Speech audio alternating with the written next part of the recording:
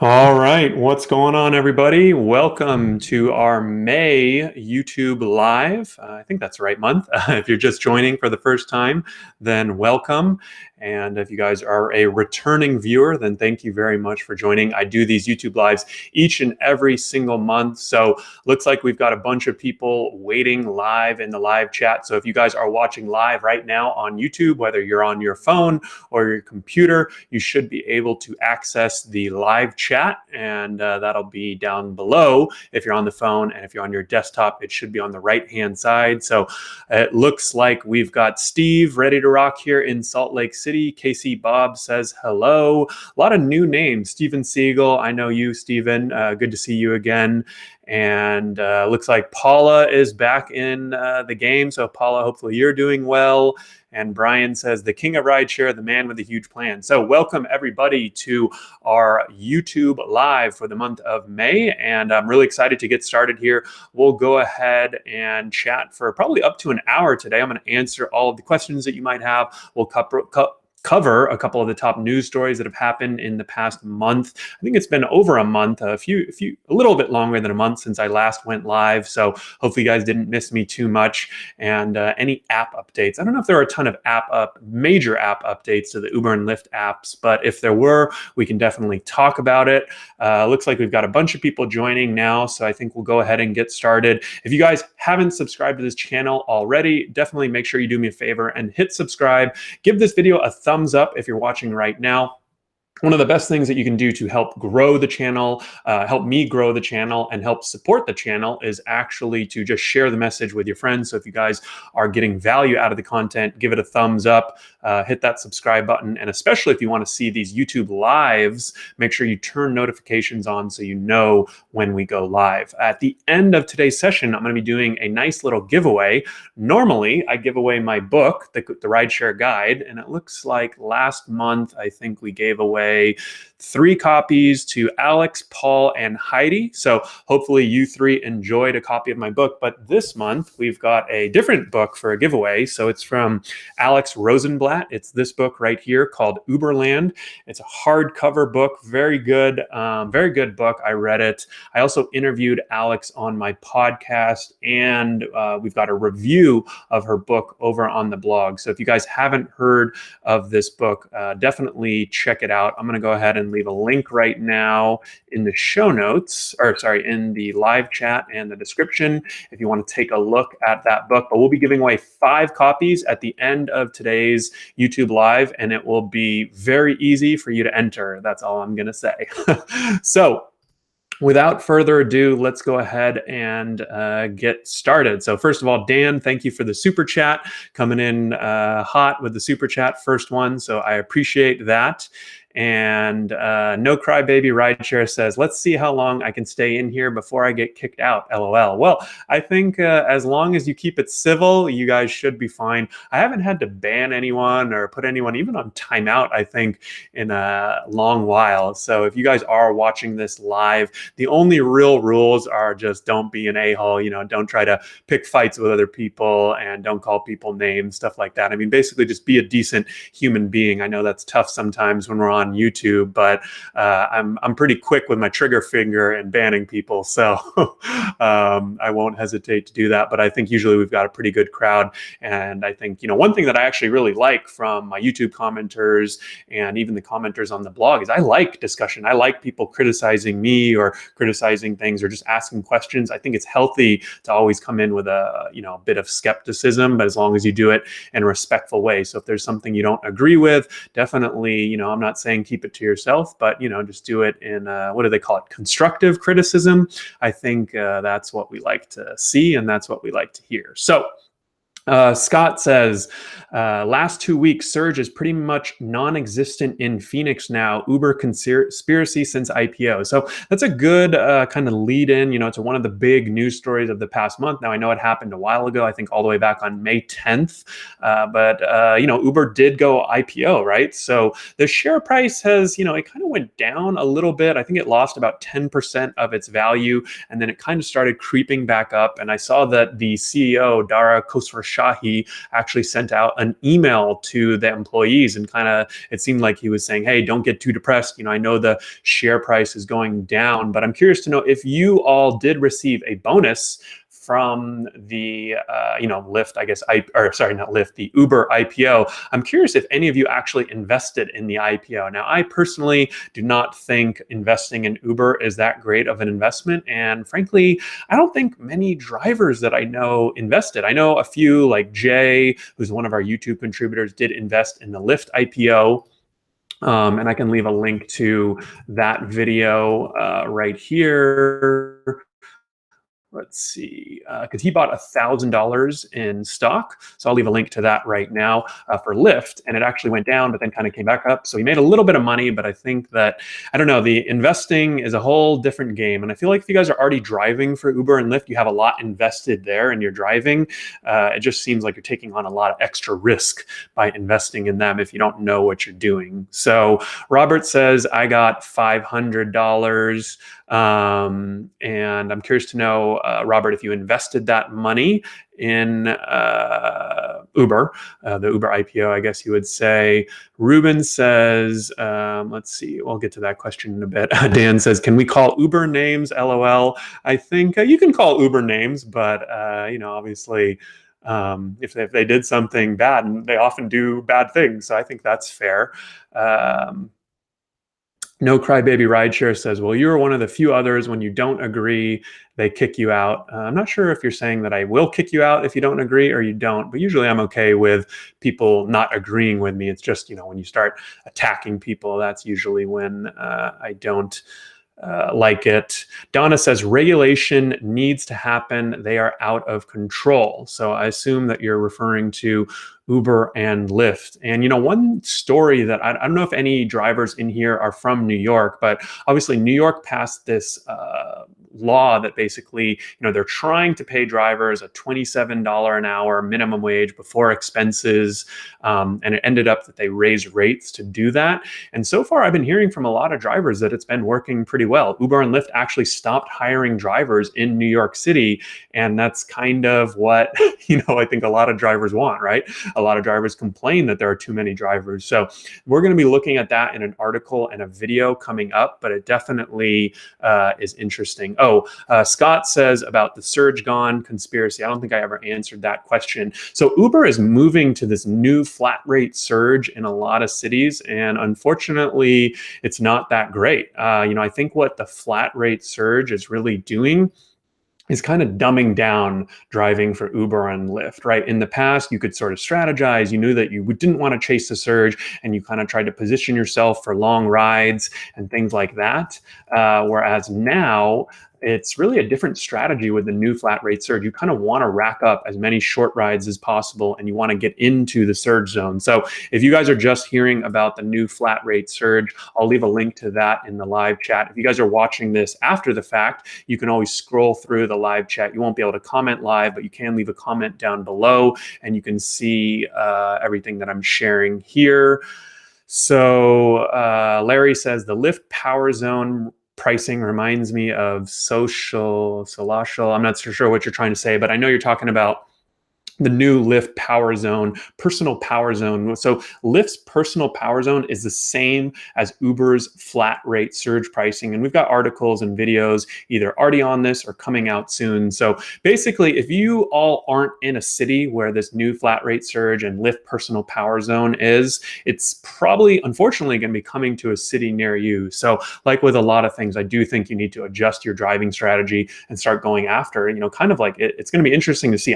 We don't have the Lyft personal power zone, I think, is rolling out in LA and might have even just fully rolled out in LA, but Uber is still on the new flat rate surge system here in LA. So we'll see how that plays out. Scott says, besides disappearing surge in Phoenix, what about other cities? We are flat rate surge for months. So we actually, I did hear from a driver recently. I've heard of some issues that drivers are having with flat rate surge, actually not getting the flat rate surge. So if you're in a flat rate surge zone, it should tell you on your next trip what the amount you're going to get. So it should say you're going to get a guaranteed $3 on your next trip. But for some drivers, they sent me screenshots that showed them in the surge zone, and they actually didn't get that surge on the next trip. And they ended up having to go into the Uber support center. Customer support over the phone and email were pretty much useless, but they went into the green light center and were able to get it resolved, but it was a pretty big issue. So in general, I would say that flat rate surge is not a good thing, but still keep an eye out on those fares and everything like that. So Jackie says, any news on Maestro and Lyft? So thank you for bringing that up, Jackie. This is an issue right now that Maestro is having with Lyft. So if you guys aren't familiar with Maestro, it's an Android app that allows drivers to automatically drive for both Uber and Lyft. It's probably one of my favorite, if not my favorite app for rideshare drivers. And basically what seems like is happening is Lyft is actually blocking the Mystro app from working. So right now, Mystro, I guess you could still use it for Uber, but the main value is that you can use it for both Uber and Lyft at the same time. It'll log you on automatically to both apps, accept the trip, log you off the other app, and then log you back onto both apps when one trip is over. And frankly, I don't really know what's going on. I'm sort of trying to dig into this with Lyft and see what they're doing. It doesn't make a lot of sense to me because Lyft is supposed to be this driver-friendly company and doing everything that they can to help drivers, and here they are like kind of actively blocking probably the most popular rideshare driver assistance app. So for now, Maestro isn't working with Lyft, but I know that the team is working really hard to fix it and try to get things back working again. So I'll definitely keep you guys updated on that, and we'll see how it goes. Dan says,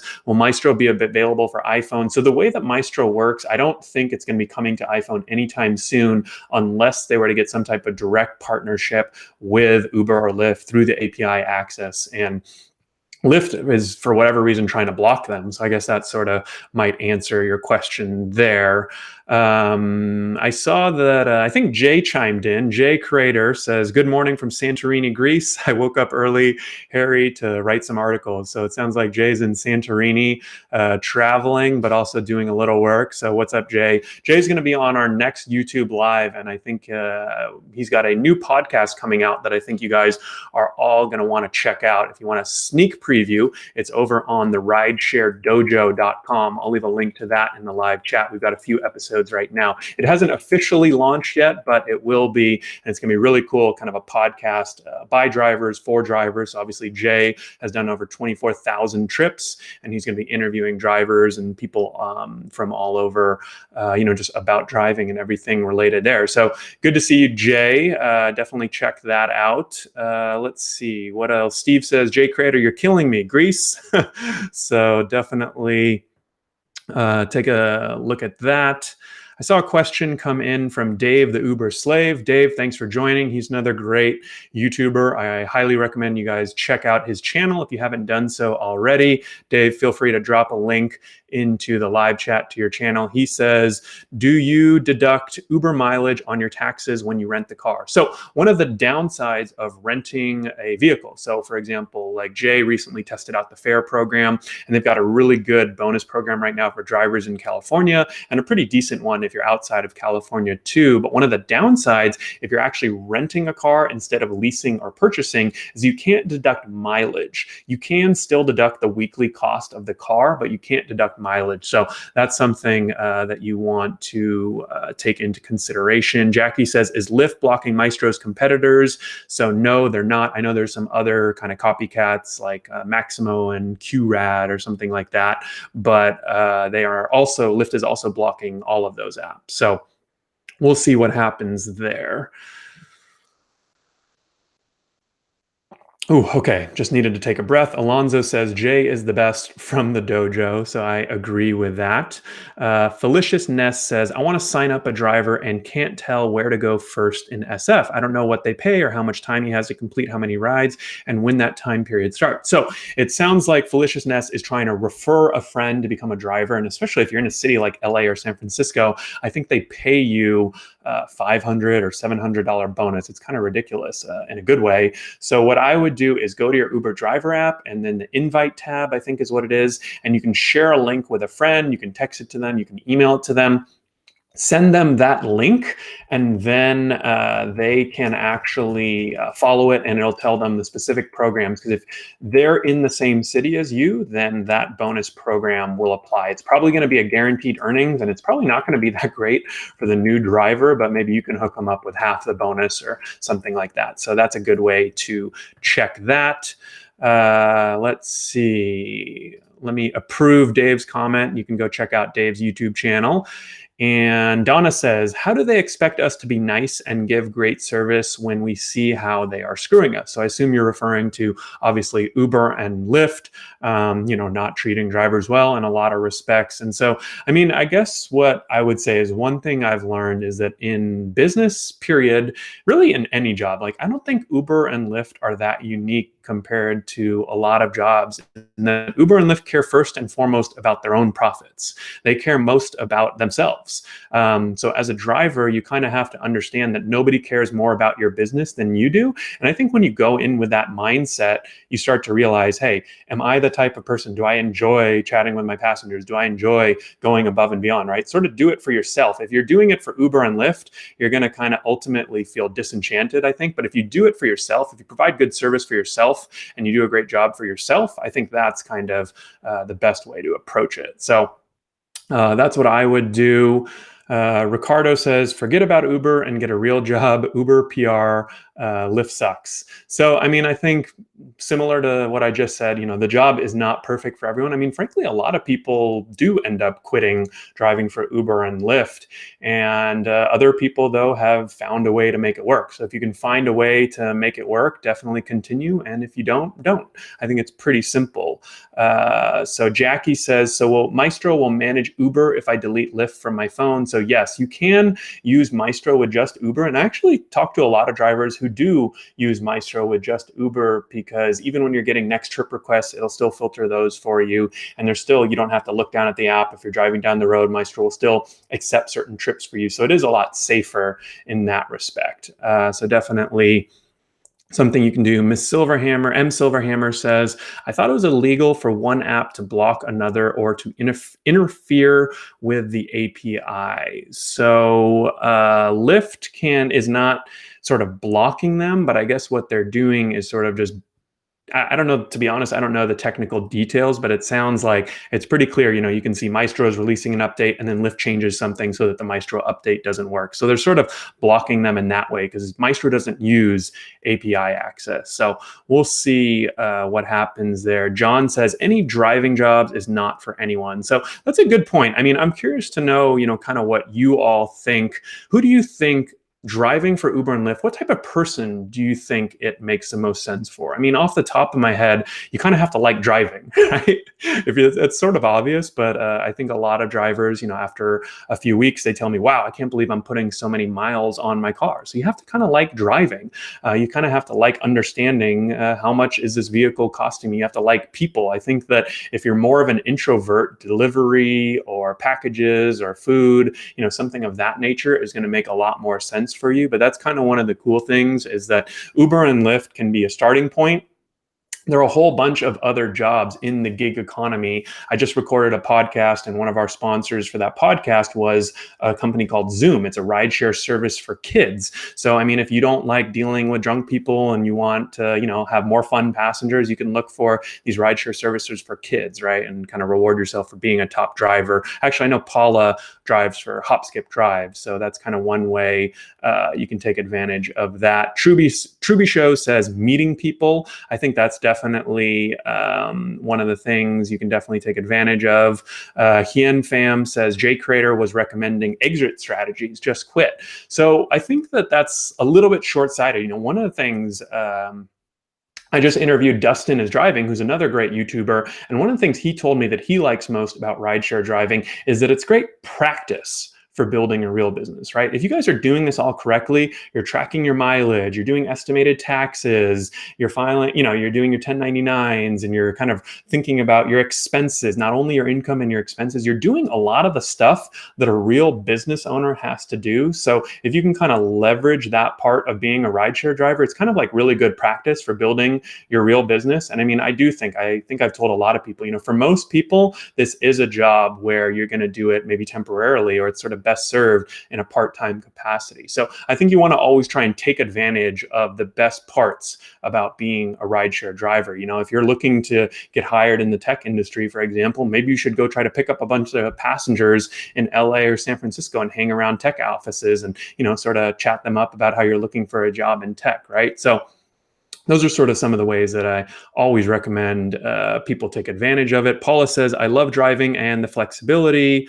Let's see. Steph on the pedal says, I think it's good for part-time. Plenty of people will make more with Uber and Lyft than they could do with another job. Definitely agree. Dan says, speaking for myself, I am retired and got very tired hanging around the house. Driving for Uber and Lyft gives me a reason to wake up in the morning. So that's pretty cool, Dan. And one thing, it just sort of highlights that everyone kind of has their own reasons for driving. And that's why I'm never a fan, if you guys have noticed, I never am telling people that they shouldn't do something, right? I'm sort of saying in our videos or in our articles, hey, here's what it's like. If this works for you, great, go do it, go do more of it. Here's how to make the most amount of money. If it doesn't work for you, then no worries, right? If this isn't what you're expecting, there's lots of other opportunities because, everyone is different, right? If you've got no job and no car, and you need to make money and you don't have a car, maybe renting a car from the fare program, for example, is your best and only option, right? Even if it costs you $200 a week and you can make $200 a week, that's more than you had last week, right? So you can kind of see, if you put yourself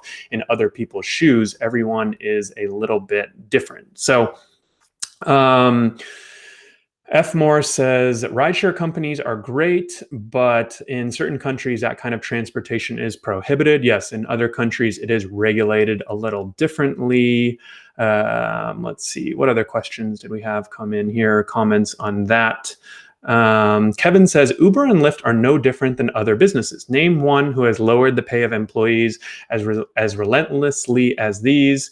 To not even the lowest level burger flipper gets constant pay cuts. So that's a good point. Uber and Lyft drivers obviously have seen a lot of pay cuts over the years and are now getting paid less than ever. But at the same time, I think that because Uber and Lyft have been able to hire more and more drivers, they're not raising or lowering rates for, just for the fun of it, right? People are obviously still willing to drive at these rates, right? And so I think that's kind of where, as a driver, if the rates get too low for you, you cut back and maybe only drive the more profitable hours. It sucks, but I don't know if I have a great answer for you there. Jay says, maybe the rideshare company should target the truly committed. This is good for everyone: customer experience, profits, and greater income. Every career has a limited number of people who can do it. And I definitely agree. I think that would be the ideal situation if Uber and Lyft did that. But I think ultimately, like I said, you can really only control, we don't have a lot of say over what Uber and Lyft do. I know I went to the Uber and Lyft strike at LAX. That was 2.5 weeks ago. So we've got a video on that I'll leave in the show notes. So, there are some drivers who are doing something, they're kind of fed up and they're pissed and they're going on strike and getting a lot of media attention. And I'm kind of curious to see what will happen with that strike. If any of you all attended the strike or have any thoughts on that, feel free to share. I know we haven't heard much from the organizers in a couple weeks, but we'll see what happens there. No Crybaby Rideshare says, too many drivers spend time crying about the job versus taking the time to learn their market and make it work. So I totally agree with you. And just to kind of give you an example right now, I just interviewed a guy on the podcast. His name is Sergio. It was on episode 96. He's a driver here in Los Angeles. He's been doing it for 3 or 4 years, Uber and Lyft. His strategy is to only drive during surge. Now, I've met up with Sergio in person. He's actually been a frequent commenter on the blog. He doesn't come to the YouTube too much, but he's often been very critical of the industry itself. But he also has consistently earned over $30 an hour. He showed me all the pay statements. I interviewed him on the podcast. I'll leave a link to that in the show notes. But just to give you an example, right? There are still people, right? If you really go out and employ a lot of these strategies and tactics, there are drivers right now in Los Angeles making $30 an hour or more. Now, he has a very specific strategy and he knows all the patterns of surge and where it's going to surge and where it isn't going to surge and takes advantage of the bonuses. And Obviously not every driver can do that, and not every driver lives in LA, but just to tell you, right, on average, the average driver in LA might be making $15 to $20 an hour. He's almost double that, right? So there's definitely, I kind of agree with you, Cryberry Rideshare, that, you can definitely use your skill to take advantage of some of this. Dan says, Harry, do you think we may see rates come back up again, or is it just wishful thinking? Now, unfortunately, I would love to tell you yes, Dan, but I mean, Uber straight up said in their S1 document before the IPO that they're not going to be increasing rates. They basically said that if anything, they're going to be lowering rates in the future. So we did a video on this. It's called Uber's IPO. Will it mean lower rates for drivers? I definitely recommend you check that out, and you can kind of hear more of our thoughts there. Jay says, do you think that Uber and Lyft are illegally participating in price fixing? Now, this is kind of a complicated question, and the short answer is yes, but it is very complicated. And in short, I've sort of always complained about the fact that, even though we're technically independent contractors, we don't get the rights to set our own prices, to get passengers over again, right? A lot of the benefit you're providing to the system is to Uber and Lyft. And I think that, it's pretty clear that they set the prices. I think there's even a pretty big lawsuit right now about this very issue, that it could be an antitrust issue. So we'll see how that all plays out in the courts. John says, we need more of these strikes.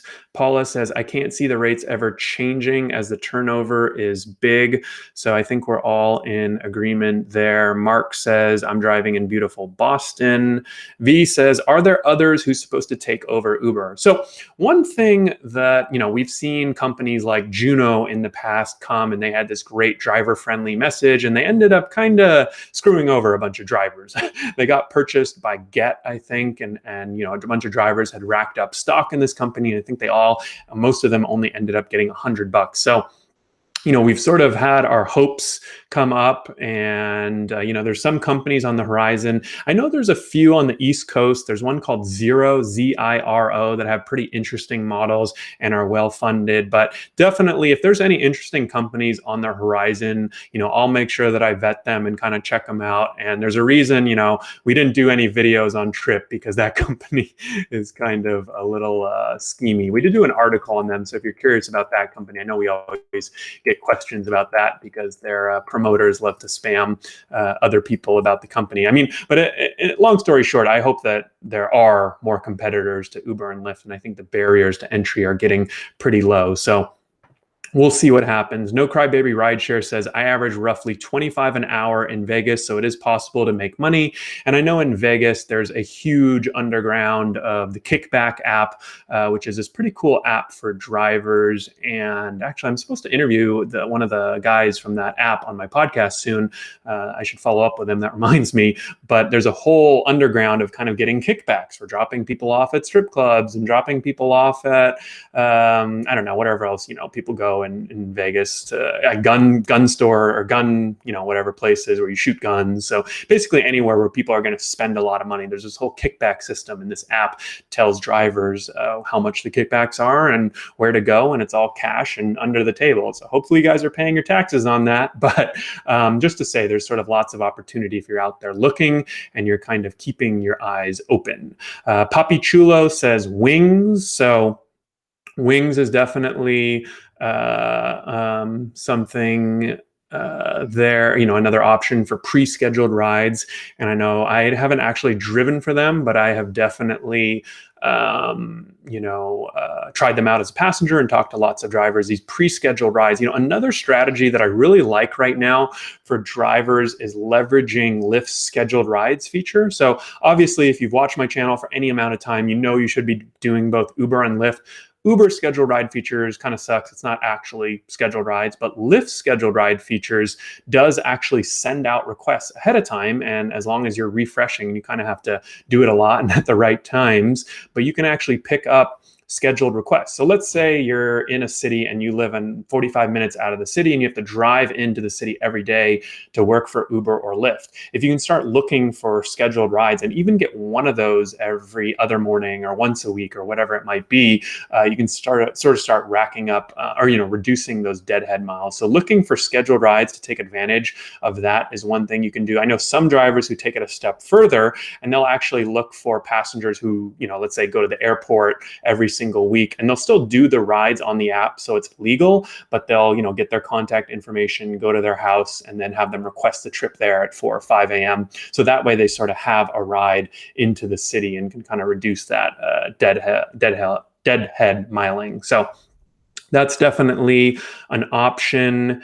And let's see, Mike said, this is a good question from Mike. Mike says, have you ever been paid by Uber for services beyond ride sharing, e.g. when you visited their office and interviewed their team members? So in general, I've done one sponsored video with Uber. I think it was for the new Uber driver app. I'll find that right now and send you guys a link to that. We posted that on YouTube.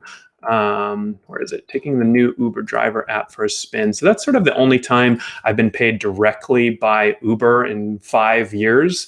And then of course we also monetize, or one of the ways we monetize is by signing up new Uber and Lyft drivers. So hopefully that answers your question. But I've met with many, many people at Uber, and typically it's more informally. I mean, I think one of the sort of informal roles that I try to take is kind of bridging the gap between employees at Uber, who I think there's a really big disconnect between employees at Uber and drivers. Now that disconnect has gotten smaller over time, but I mean, you can even see with some of the messaging, in the recent rate cut in LA, for example, the messaging that they're sending out to drivers is like, hey, we raised rates, but then it didn't work out, so we lowered them. And I'm thinking to myself, like, who did this not work out for? Drivers were making more money, and now they're not, and you're telling us that this didn't work out. So those are definitely, I don't know how much of an impact I've had in my conversations with Uber and Lyft, but I'm definitely, trying to do what I can through the content side to help get drivers' point of view out. So let me know if you have any other questions there. Dark Road Run says, my heart goes out to our fellow driver tuber Chris B, who was sexually assaulted by a passenger on Saturday. I'm not familiar with that YouTuber, but definitely agree with you there. That's sad to hear. It looks like we've got our first cameo from Dustin is driving. So I just interviewed Dustin on the YouTube channel. So that interview will be coming out in a week or two, all about how he grew his YouTube channel. So congrats to him for getting to 20,000 subscribers. I'll give you a little golf clap right here. And awesome to see you, Dustin. Thanks for joining as always. Also, your driver, Mike, another YouTuber. Wow, so we've got all the YouTubers in the house. Dave, the Uber slave, says, I got a scheduled request that I arrived over 10 minutes early.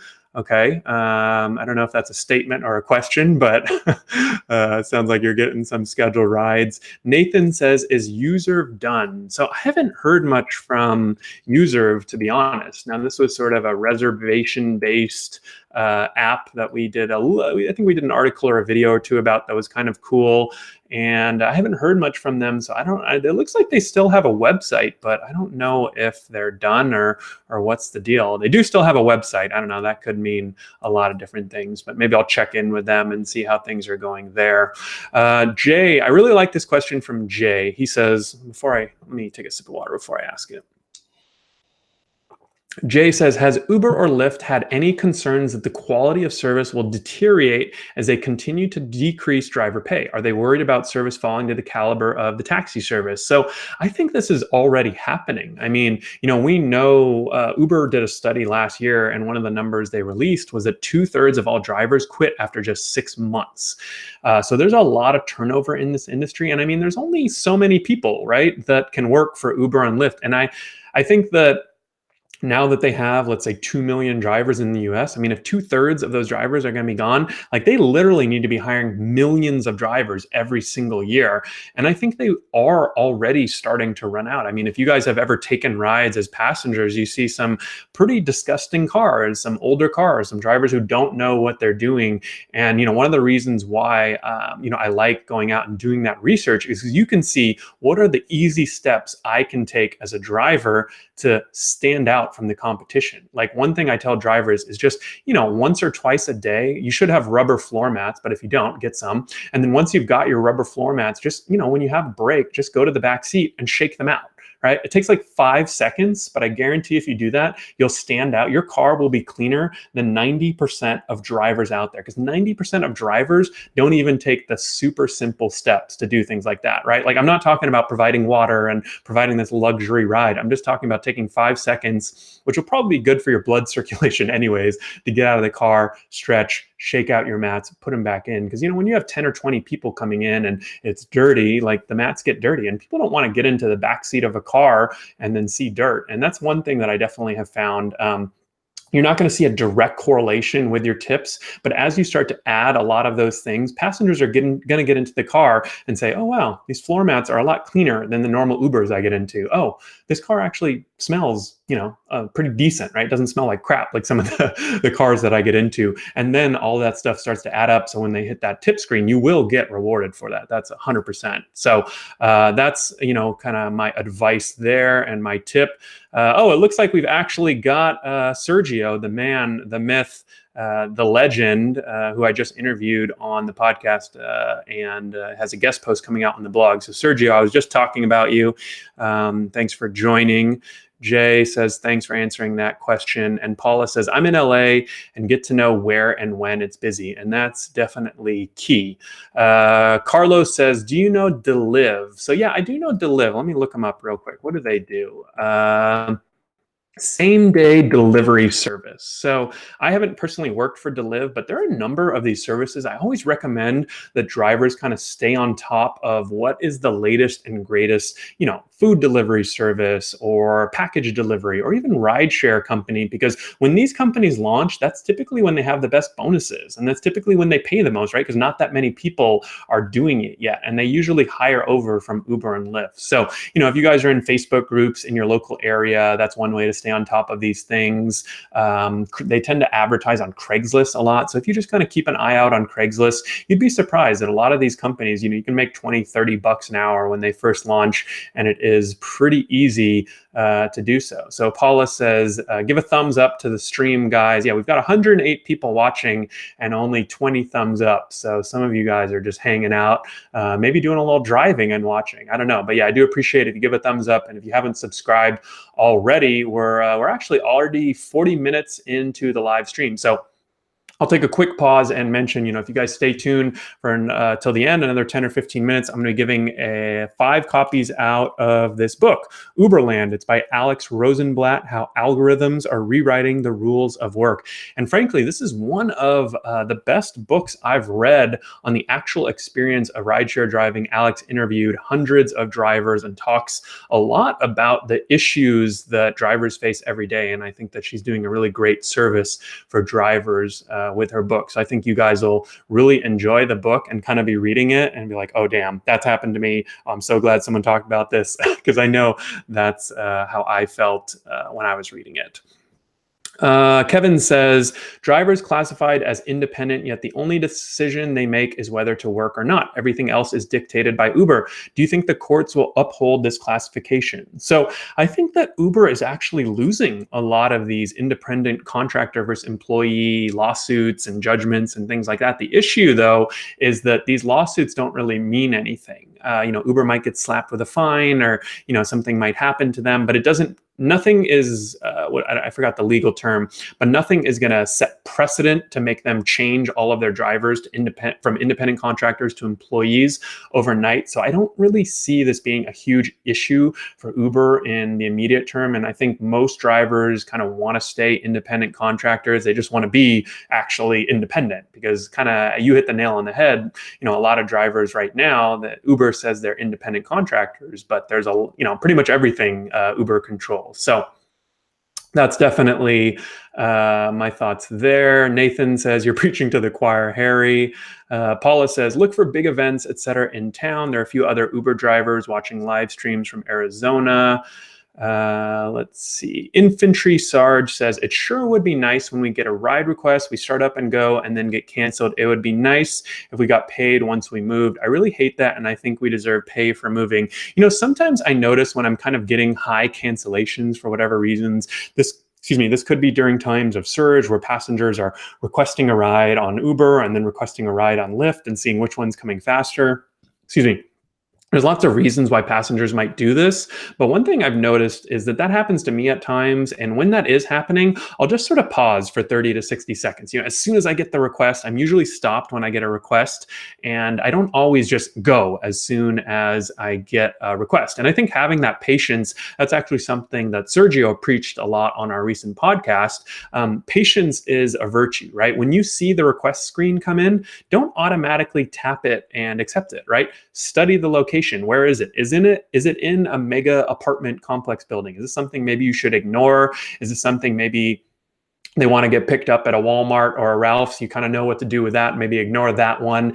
Are they in a really busy location, like at a mall, where you might want to still pick them up, but it's going to be a hassle? Maybe you should shoot them a quick text before you go, just to say, hey, what entrance are you at, or something like that, right? Use that time and use that patience, right, to kind of save yourself, even a few minutes down the road later. Because as you start to build those habits, it's like you kind of start building those muscles. And, the first few times it might be a little extra work and a little bit of a hassle, but once you get used to it, it's just going to be like second nature, and you're going to kind of over time save yourself time and let you do more requests and let yourself make more money. So that's what I would do there.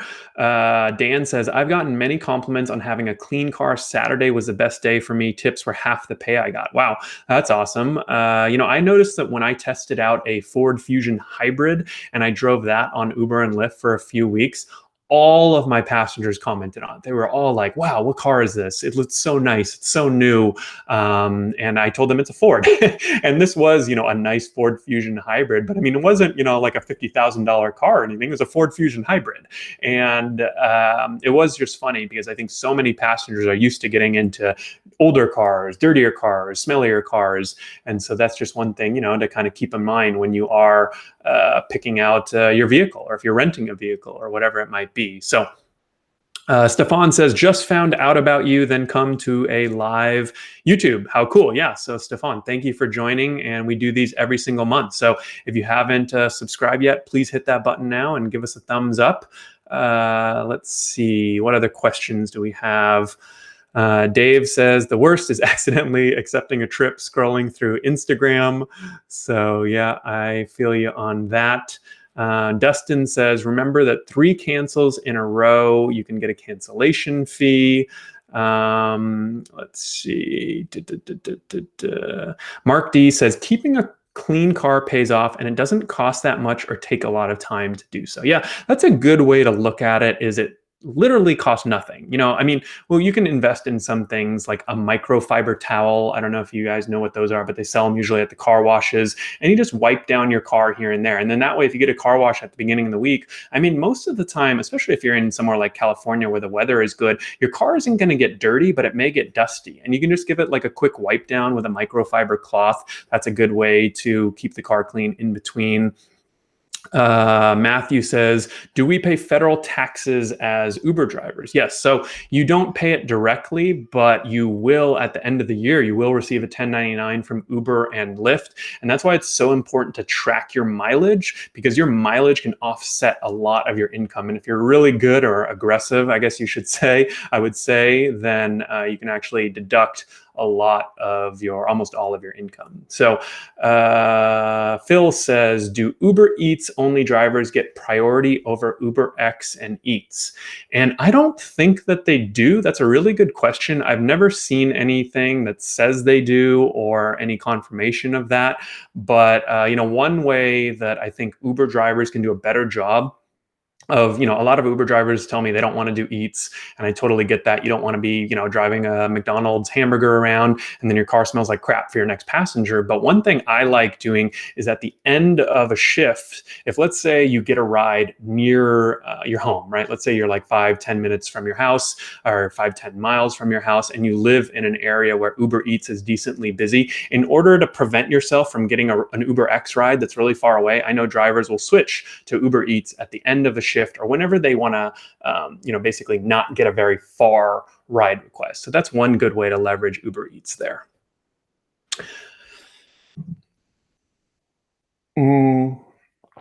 Jay says the fight with drivers' pay needs to stay with price fixing. We need Harry to bring us together to unionize. Harry for Rideshare Driver Union President.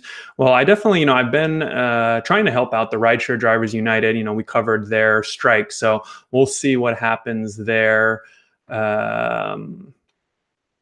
And John says algorithm that decides who gets the ping include acceptance rate, cancel rate, driver rating, quality of car, but this is rumor. So it is funny or interesting because, the way it used to work a few years ago is that the Uber algorithm would just assign the trip that's closest to the driver, right? So if you're a passenger and you request it, you would just get the closest driver. And Lyft was a little different. I think actually the first podcast I ever did, the rideshareguide.com/episode 1, or if you go to iTunes, you can listen to the first podcast we ever did. I explained how the Uber and Lyft algorithms work. And Lyft was always a little different since they used how long you've been waiting for a request and then also how close you were. But now we know that Uber pickup algorithm is a little bit different, and it sort of takes into account how far away. So we don't know 100% for sure, like all the things that go into Uber's matching algorithm now, but we do know that it's not just proximity based. We know that they use a combination of, let's say there's 2 drivers and 2 passengers. They try to make it so that on average, it's going to be shorter. And we've got a good video that explains what I'm talking about because you're probably a little bit confused right now, but I'll leave a link to that in the live chat so you can take a look and see if you want to know a little bit more about how the algorithm looks. Dave says, Rideshare Drivers United told me they're mad at the YouTubers for saying that the strike won't work, but we don't all say that. So, I guess it depends on your definition, of working is, right? Did the Uber and Lyft strike have an impact on the actual service of Uber and Lyft? I don't think so. There's 50,000 Uber drivers in Los Angeles. And I was at the protest. There were maybe 100 to 200 drivers there. And, a lot of drivers don't drive Wednesday anyways, right? So I think it's, it's hard to prove, but I don't know. I think it's really challenging to have an impact. Riders are like, oh, I can't get a ride today because of the strike. But there was an insane amount of media attention. And I think that's what matters, right? How many articles are written about this? How many people are, sort of on social media talking about this? There were, I think, 4 or 5 presidential candidates that were tweeting their support of Uber and Lyft drivers. And I think ultimately, what is going to be effective is sort of like what we saw in New York, where regulators step in and say, hey, okay, we need some type of, minimum pay. We want to limit the number of vehicles on the streets, because that's kind of, whether you're for regulation or not, that's like a lot of the stuff that drivers are complaining about and asking about. So we'll see what happens there. Roger says, never negotiate from a position of weakness, only from a position of strength. Agreed. Sergio says, where's my swag, Harry? Well, I did send you a hat for coming on the podcast, so it probably should be getting there pretty soon if you haven't got it yet. Dan says, what feedback are you getting on Uber Comfort trips? Here in New Jersey, I get 96 cents a mile plus an increase in time. So Uber Comfort is a new service that Uber just launched. We've got an article on it. I think actually we've got a video that's going to be coming out in the next week or two. And basically what it is, it's kind of like a cross between Uber X and Uber XL. I guess based off of the name, Uber Comfort, right? It's supposed to be more comfy. So it's more expensive than Uber X, but, it's supposed to be basically more room for passengers, right? Let's say you have a long trip with 4 or fewer people and you don't want to be in like a tiny little Prius, like we just talked about. You might be comfortable in a big crossover SUV that seats 4 people, but also has a bunch of leg room and luggage room. So that's now an option on the Uber app for passengers in some cities. So I have heard initial feedback from drivers that are sort of saying they're not a huge, Uber XL drivers specifically are not a huge fan of Uber Comfort because it's going to probably cut into Uber XL trips, right? So if you're typically a passenger who wants more legroom or has a bunch of kids or luggage or something like that, you order an Uber XL. I know when me and my wife and my son travel and we need to have the big car seat, I always order an Uber XL, but I think an Uber Comfort would probably do it. So, the Uber Comfort the Uber XL drivers are not super happy about it, but I think the ones who probably came in and qualified for Uber Comfort probably like it a little better. So you can definitely, we'll keep you up to date on that. Phil says, I wish there was a rideshare app for guys only, like Shuba for women. I hate driving around office women who think there's something special. I don't know. I've never thought to myself that I wish there was an app for guys only. Personally, I don't mind. I kind of like, having some male, some female. So that's my take there. And infantry sarge, do a lot of drivers, because I give it pretty much every 5 stars, do they rate people based on BO? So infantry sarge is asking if anyone rates passengers based on BO. I mean, I haven't ever had riders that are too stinky, but I have no problem dropping them down to a 4 stars if something like that ticks me off. So no worries there. And let's see, what else do we got here? Infantry Sarge looks like he got a nice long ride, so he's going to head out. Awesome. And Sajid says, Harry, Uber had an option to cancel unaccompanied minors, but Uber and Lyft no longer have that option. So I don't know if Lyft ever had the option where you could cancel a trip because of an unaccompanied minor. And I know Uber had this option. I haven't seen that they've gotten rid of it. I can definitely double check. I know Dave, the Uber slave, covers this issue a lot, so maybe he can chime in, but I'm pretty sure it's still in the Uber app. And I don't think it's ever been in the Lyft app. But what I tell drivers anyways is that if you get there and it's an unaccompanied minor and it's against terms of service to do that trip, you can cancel on Uber and select the reason that they're a minor, but you can also just wait out the clock, right? I mean, it might take a minute or two for them to come out, and then you might argue with them for a minute or two, and then they're out. And at that point, you only need to wait another minute where you can cancel on the rider. And since the 5 minutes have elapsed, you'll get paid for that. So it's sort of like double. You won't get 2 cancellation fees, but it's sort of like double checking that you're going to get that cancellation fee. And that's what I used to always do back in the day before Uber had that option, to make sure that you get that fee. So Jeffrey says, I rate 3 stars for BO or bad breath. I guess it depends on the BO, to be honest. I think if they were real stinky, I would give them 3 stars. If they were just a little stinky, I would give them 4 stars. Bad breath, though, I mean, they'd have to have really bad breath for you to be able to smell their breath from the back. I guess if they sat up front and had bad breath, that's sort of like a double whammy. I might even give them like a 2 stars for that, but we'll see what happens there. Elizabeth says, what do you think of Uber Eats Pro beta? Well, I'm familiar with the Uber Pro program, and we actually just did an article because Jay has qualified for platinum level on Uber Pro. And unfortunately, Uber made some kind of negative changes to Uber Pro. They got rid of the 3% and 6% per mile bonuses that you used to get, and said that they replaced them with better quests, but the quests all seem about the same. So I don't know what they're talking about there. I'll leave a link to that in the live chat right now, but I'm not sure. I think Uber Eats trips even qualify for Uber Pro, but I don't know if you're referencing a specific program or the Uber Pro program. Let me know. Poppy says, is there still Uber Taxi? So I think in some international cities where Uber may not have like their normal Uber X service, they've partnered up with taxis where you can request an Uber taxi still. And it's through the Uber app, but you're basically getting like a local taxi, but that's usually in places where they don't have a normal UberX. Steph says, Ozium is great at getting rid of any smell, and I totally agree. Jay just did a great video on YouTube, which I'll leave a link to right now in the show notes, and he recommended Ozium for smells, but it's called the 6 Smells of Rideshare Driving, so I definitely recommend you check that out. Mr. Gambit says, at LAX now in the app, after this update, it will show you your wait time once you go online. So I think you're talking about in addition to the queue. I think they've been testing that for a while, actually. And John says, the weed smell sucks because riders think it's a driver, even if it's prior riders.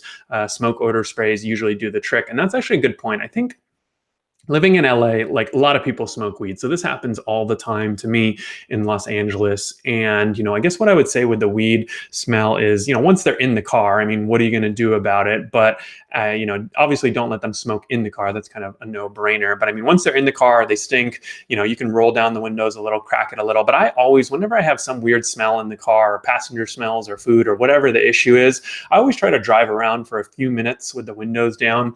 And that seems like common sense. But, when you've been sitting in a car for a long time, the smells that are in the car, you get used to. And so you may not know that your car smells like crap because you've gotten used to it, right? And so that's just one quick tip. Just roll the windows down and let the air kind of come in. Another recommendation from Stefan for Ozium. And Paula says pot vape does not smell. Yeah, I agree with you there. I think the vapes, or at least the weed vapes, really don't smell too much.